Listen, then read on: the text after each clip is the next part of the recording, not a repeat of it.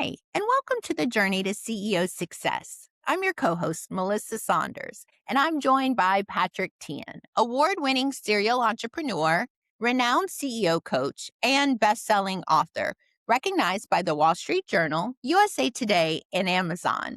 Patrick's latest book, The Journey to CEO Success, is a #1 Amazon bestseller and the inspiration behind this podcast. Patrick, it's great to see you again. Welcome. Well, hello, Melissa. It's a good day to do this. Thank you. Uh-huh. And today, our guest is Craig Penland, President and CEO of Eurolink Fastener Supply Service, where he sources hard-to-find metric fasteners. With over 30 years of experience in global sourcing and supply chain strategy, he's built Eurolink into a trusted partner known for speed, reliability, and creative problem solving. A Christian business leader, Craig is passionate about helping others navigate challenges in both business and in life, and he regularly shares insights on faith, leadership, and resilience. Welcome to the show, Craig. Thank you, Melissa. I appreciate that intro. And hi, Patrick. How are you? It's good to see you, Craig. And thank you for being on our show today. I'd like to just get started by giving you about 3 minutes. Share with us what Eurolink does. Sure. So, first off, we've been in business for 26 years as of this year, and we import what I refer to as C-class or hard to find metric fasteners from Europe. We buy them from stocking distributors over in Europe, and then we bring them in by either air freight or sea freight, mostly air freight nowadays, and we sell them to industrial distributors all over North America. So we offer the metric fasteners that are not normally kept on the shelf here in the United States. And I think when we talked earlier, you offer pretty unique pieces to people with pretty unique needs. In other words, you have avoided the massive market of saying, one piece to a lot of people. You are like, you need a special piece to keep a manufacturing line moving or something like that, right? That's correct. And so there are a handful of importers in the United States for both metric and inch imperial. And these guys go mostly towards Asia to buy because they're looking for the cheapest cost in the world.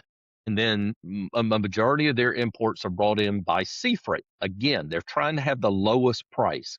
And they sell what I refer to as those A and B metric fasteners, the items that their inventory is going to turn 6 to 8 times per year. But that limits us here in the United States to every metric fastener that is out there. Europe, because they only deal with metric fasteners, they don't really deal with imperial fasteners. They keep so much more metric in stock than we do here in the United States. Well, Here, imperial inch is still king by a large margin, like 75-20 for metric fasteners. Wow. But as more and more European OEMs move into the country, or as American OEMs like, say, GE wants to build a refrigerator for the European market, there's becoming more and more of a need for metric fasteners, and a lot of times a need for items that are just not your common everyday item. And that's where we step in. We offer those oddball items, and we offer them fairly quickly out of the European market. What's interesting about your business is that you actually are very specific about the type of customer you serve who needs that very specific part. So, in my books, I teach about what I call the core customer, really knowing that not all customers are created equal, but some are really core to your business. And those you want to build your business around. I would think that building such a unique flow of product, these unique fasteners, you've really had to hone in on who your core customer is and really understand that you're not serving just anybody who wants a fastener. You're really serving a core set of people with very specific needs. That's really good insight. How did you learn that? How did you get that? Well, so we sell to, like I said, industrial distributors throughout North America. We do not sell to the general public walking in off the street, nor do we sell to the OEM or end user market. And the reason for that is because we used to be one of those industrial distributors that sold to the OEMs market. And when we decided to go about this type of business model, we decided to go directly after the industrial distributor market. We didn't want to try and sell to both industrial distributors and to OEMs. To me, that's just mixing up the water, so to speak, and to try to have both of them as your customer. So we wanted to just focus on one, and we felt like Yeah. our biggest opportunity was selling to the industrial distributors. So, you've just given our audience a really good lesson, which is your strategy, you really focus on a key customer. I like to call them core customers. But by doing so, you used a very important word just now. You said no to the other group. And so strategy is kind of, unfortunately, it has to do with saying yes to a certain group, but that also means saying no to another group. And a lot of CEOs, I think, make the mistake of not being willing to say no to the other group. So strategy is actually saying yes and no, yes to this group, no to that group. So congratulations, did a really good job there. Let's talk about your life now. This podcast is about helping CEOs have a more joyful and successful life. And you, I think over 20 plus years of running your company, you seem to have achieved that. In other words, you seem to be successful as well as you're a pretty happy guy. You're having a joyful times. Why is that? How'd you do that? I don't know about how much success that I have. I think that I'm a fairly down to earth kind of guy. You're not going to see me driving around fancy sports cars or anything to that nature. That's just not who I am. But as far as the joy in my life, that comes from one place and one place only, and that's my relationship with Jesus Christ. I personally did not grow up with a Bible inside my house. I did not attend church every Sunday as a kid. And it wasn't till about 20 years ago that I finally went to church for the first time. And it was one of those that my wife was twisting my arm saying, come on, let's go as a family. And I finally gave in. As a matter of fact, I gave in on a Mother's Day, and went to church. Great. And I really connected with the pastor that day. Now, did that make it a perfect relationship over the last 20 plus years in the church? No, by no means. Very up and down, very rocky. Didn't know what I was doing, didn't know how to read the Bible, didn't know how to connect it to me and my story, and what God had planned for me. And it was probably 10 years ago that I finally was able to connect with God more personally. And it has been over the last 10 years that I have seen that joy come to my life. Does that mean I do not have stresses in my life? No, God never promised us a perfect life. But after you've seen God walk you through one or two of the hardest times in your life and seen what it looks like on the other end, when little things come up, not being able to make a mortgage payment or something crazy like that, or an employee quitting on you or something like that. When you see those types of things come up, you just don't sweat over those things because you know that you're allowing God to run your company. This is his company anyway. He just allows me to run it from a management perspective. And you know that he's going to take care of his company. I think that that relieves a lot of stress, actually. Like when I think about what you just said, because a lot of stress comes from really taking the whole company and putting it on my shoulders and feeling like it's all on me. But what I'm hearing you say is that, you do the best you can, but it's not all on you. You share that burden with God. Actually, you allow God to carry that for you. So it's not all on you. You do the best you can.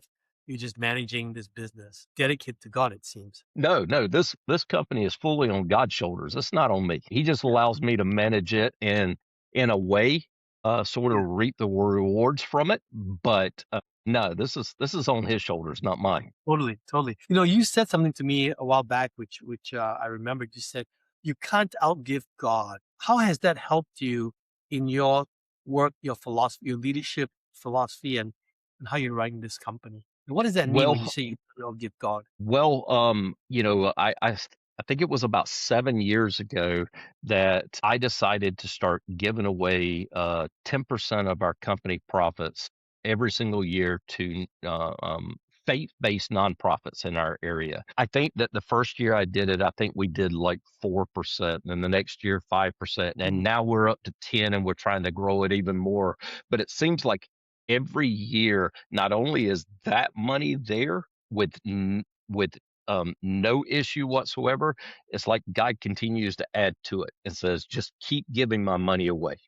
I will keep bringing the money in. You just keep giving it away at the end of the day. It's wonderful. So tell me about resilience, and joy. How have you going through, you said earlier, ups and downs, like how do you have the resilience to go through ups and downs with joy? What's the secret there? I don't sweat the small stuff. I know you hear that a lot, but I really don't. There's so many important things in this world for us to be concerned with. The little things, I just don't allow it to get to me. I think that, again, I think it comes down to my relationship with God. I don't want to sound like a broken record during this podcast, but when you've seen him do amazing works in your life and you've seen what it looks like afterwards, then when you go through the small stuff, it just doesn't bother you nearly as much. And I think that's kind of where I am in life. I know who I am. I know whose I am. And I just continue to try to grow my relationship with God, and I could continue to try to love on others as He calls us to love on them. Now, it appears that you've made a choice to stay small. And, a lot of entrepreneurs feel that need to grow the companies larger and larger and larger. But you seem to have chosen to stay small. And help me with that. That has helped you with joy, I'm guessing, but also success at the same time. I would say yes. I don't know how much of it is that I've chosen to stay small I just don't think it's our time yet. And I know that might sound kind of weird after almost 26 years doing this, but we've had opportunities to be bought by much larger companies and we've passed on them. We've had opportunity to put a location over in Europe to use as our shipping location, and I passed on it. I just didn't think it was the right time. We've talked about putting a location on the West Coast or even up in Canada. And I sat back and looked at who I have currently on staff, and I didn't see that person that would need to go spend 4 months in another location to train it, to hire everybody, to train everybody. What I saw, people that were going to have to make major sacrifices in their life to do that, whether they were going to have to leave kids behind, they were going to have to leave wives behind. There was going to be a major sacrifice for us to see that growth after days and days and months of praying over it. I just didn't find that there was enough value there for our company to put a family through that kind of sacrifice. So I just chose not to move forward with those kinds of moves within my business. I've allowed the business to come to us, and it just keeps getting stronger and stronger every year. And I think that when the right opportunity comes along, when we have a staff and there's somebody on staff that is ready to move to another area, something like that, I think that when that right opportunity comes along, we will know it. It will be as obvious as the nose on my face. Yeah, it sounds like you are following certain paths that seem natural, that seem, there's a phrase, you can either push the rock uphill or just follow the rock and it rolls down the hill. And I've run a couple of businesses where I've like pushed the rock up the hill. One of my friends said, Patrick, you work so hard pushing that rock up the hill. Why don't you figure out how to work your business so that you're just letting the rock roll down the hill? And some of these decisions, like, okay, we're not going to go to the West Coast or somewhere because we don't have the right person or we don't have the right family, etc., to do that. It's just a lot of time. By saying no to that, probably took a lot of stress out of the equation, I guess. It did. It really did.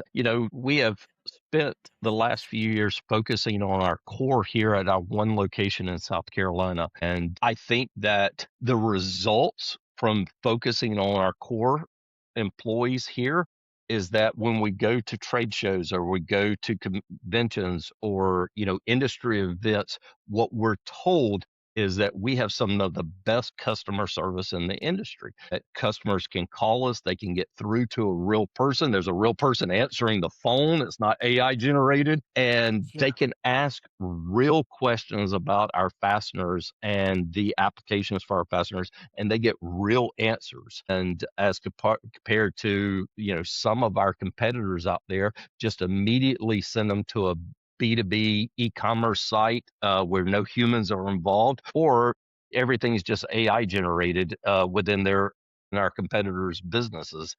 Good. And the customers just get frustrated with that. So I think that us focusing on our core staff here and building that up is what separates us from our competition out there right now. So after doing this for more than 20 some years, you're still excited. You're not bored. You're still excited. I'm curious, how'd you do that? Do you have a daily rhythm or something that helps you get going every day, every week? What do you do? Yes, I love what I do. And that's actually been one of the main reasons that I have not accepted an offer to sell and move on with life, what have you. I get up every morning at 5 o'clock and I spend the first 5 hour of my day reading the Bible. Like a lot of people out there, I find something new in my readings every single day that I can connect with. Some of it's difficult to understand. Some of it just hits you like a ton of bricks, and it's like that. I know what that means at this moment. And I think that doing that centers me. And then I go and wake up my wife. We're empty nesters, so we don't have any kids at home, hoping for grandkids one day, but no kids at home. But then I wake her up and we spend, 20, 30 minutes just having a cup of coffee together, praying with one another, talking with one another about our day.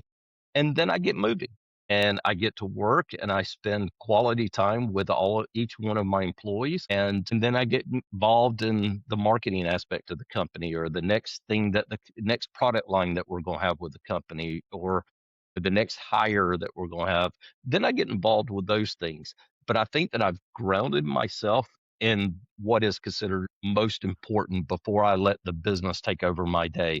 And that's my relationship with God and my relationship with my wife. And then I can allow the company to have what's next. That's wonderful, Craig. So tell me, are there any days where you just missed that? I mean, I know we do it every single day, but have there been days where you just could not get up at 5 a.m.? You just missed it. And what were those days like when you did, in fact, miss that routine? Well, I had 3 of them last week. We had a trade show. I'm in the Greenville area of South Carolina, so the upstate of South Carolina, and we had our largest trade show of the year in Charlotte. From our office, it's about an hour and 15-minute ride. I did not take into account that it's 2 hours from my house. I do not live at my office like some people might believe. But we made the decision months ago that myself and the staff that was going to participate at the trade show, that we would just drive up there each day. And for 3 straight days, I had to get up and get on the road before 6 o'clock, to get up there by 8 o'clock, and then didn't get home until 10 o'clock at night. And by the time Thursday of last week rolled around and I finally got to get up at 5 and sit down and do my Bible study, I mean, I needed that. I needed that more than I actually realized, because Yeah. I may or may not put on a good act at the trade show and, performed as a CEO should perform. But inside, I could tell there was something missing. And I think it made a difference in who I was and how I acted around other people. I'm not saying I was rude or anything to that nature, but I could tell a difference in that I just didn't have those connections each morning with God to help settle my days. My days started off frantic and ended frantically. Yeah. And you said something really important there. Your day started off frantic and ended frantic. And I've noticed that, a lot of guys and gals I coach, I try and get them into a rhythm similar to what you have in the morning, or whatever time they want to start. Some of them want to start with a workout, whatever, but I want them to get into a rhythm that grounds them, that they can depend on. And then it seems to me like if you get grounded on a rhythm like that, you could have a really tough day, but it's okay. It's okay. It seems to me like when you don't ground yourself in a rhythm like that, a tough day just seems to be tougher. And like you said, you started your day frenetic, you end frenetic. However, grounding yourself well, you could have a frenetic day. Not really. It's a tough day, but it doesn't really get frenetic. So you've noticed that as well, like I'm guessing. Yeah, absolutely. I think that, we're all going to have tough days. Yes. And I think that one of the biggest differences in my life, especially over the last decade, is I've realized how important my wife is to those days that are frantic and filled with stress, that she's more than my wife. She's my best friend. She is the person that I'm supposed to take those kind of days to help bring me back in, reel me back in. And so, yes, I might have one of the worst days of my life, and then knowing that at 6 o'clock at night, I'm going to get to see her, and I'm going to get to spend quality time with her. Does that mean that she doesn't ask me about my day and I don't bring business home, so to speak? No, she absolutely asks me about my day because she wants to be invested in it. And and she allows me to bring, those stresses to her and lay it at her feet as well. And just knowing that you've got somebody on your side like that just makes all the difference in the world. So, what is your hope for Eurolink? You're 25, 20 some, 25 years old, I think, the company, and as Mhm. you get older and older, what are your thoughts about any thoughts on succession or legacy? What happens with Eurolink down the road? That's interesting that you bring that up because that has been at top of mind for I guess, about 8, 9 months now, trying to make a determination of, if I wanted to sell it and what the partner would look like or the other company would look like. And I think that the more and more I talk to other companies that are showing interest in Eurolink right now, the more and more I've realized that, these people are not going to want to give away 20% of the profits like I do. I give away 10 to my employees every year. I give 10 to nonprofits. And not everybody wants to do that. They want that 20% to go in their pockets to grow their company. And I get that. I completely get that. So what I have been leaning into here more recently is an ESOP, and basically going ahead over the next 10 years and giving out 49% of my company to my employees. And when the time comes for me to walk out the door, that I think it would be a really easy transition just to either sell or give them the other 51%, whatever that may look like at that time. And then the company's 100% employee owned and ran. I didn't have to worry about making another partner happy with what we're doing Yeah. with profits every year, because these guys that I have inside my building, they already know what we're doing with the profits every year, and it's something that they have agreed upon with their hires and them Right. staying around, sticking around, and being part of this company. Yep, that's awesome, man. So first, I want to thank you again for being on our show. I could talk to you all day long, Craig. I've learned so much from you today. But as we come to the end of our show, a question I ask everybody, I remind everybody that this podcast is to help CEOs just like you be more joyful and successful together. It's what I call the fool's choice. Sometimes people make the fool's choice of like, I gotta sacrifice my happiness and joy in order to be successful. And you've done a really good job of embracing both, not making the fool's choice, but finding a way to do both. So, what advice would you like to leave for our CEO friends to help them also have a joyful and successful life? Well, I mean, I've already mentioned earlier in this podcast about having the daily routine of being in the Bible. And I think that the other thing that I would highly recommend, whether you're a man or a woman CEO, is that you need to have a strong core of believers around you. I've got 4 guys that I can lean into 24 hours a day, 7 days a week, that know every detail about my life, the struggles that I've had in life, the rewards that I have in life. And I can lean into these guys and I can tell them when I'm at my weakest. And I think that if you don't have that, I think that you mentioned earlier the weight of the company, the weight of life on your shoulder. If those guys are not around, then yes, it's on my shoulders. But Mm. when I have those guys around and I can go to them and I can freely talk to them, then that takes a lot of that weight off. And I know that God put those guys in my life. So Mhm. whether you're male or female, having a strong base of believers around you that you can invest in them and they can invest in you, that to me is where you will separate the hard days from the good days and you will find much more joy in life. Wow, Craig, thank you so much. Melissa, back to you. Craig, thank you so much again for Thank you. being with us today, sharing your perspective, your experiences, and your faith. And thanks to everyone listening out there. If you enjoyed this episode, be sure to subscribe and join us next time for another conversation about what it takes to grow, lead, succeed, and be happy doing it. Until next time, bye for now. And cut. That was great, you guys.